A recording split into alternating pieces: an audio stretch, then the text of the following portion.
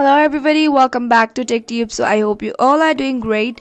So today I am back with another tutorial video of how you can create and use live stickers on iPhone. So to get started, first of all, go ahead and open up your photos on your iPhone.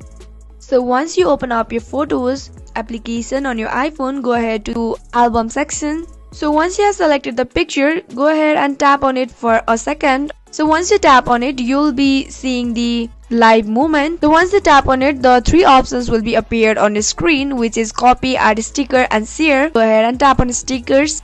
Now it will be saved. So now once it's done, go back to your home page or the home screen and now open up your message box. So let's say in here I want to use that sticker. So in the message box right there is the plus icon. Go ahead and tap on it. There you can see the option called sticker. Now tap on it.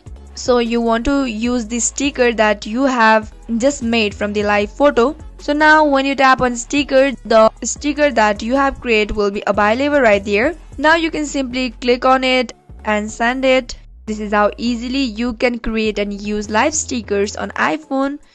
So if you found the video to be helpful and informative, go ahead and subscribe to our channel and do not forget to press on notification bell for more updates.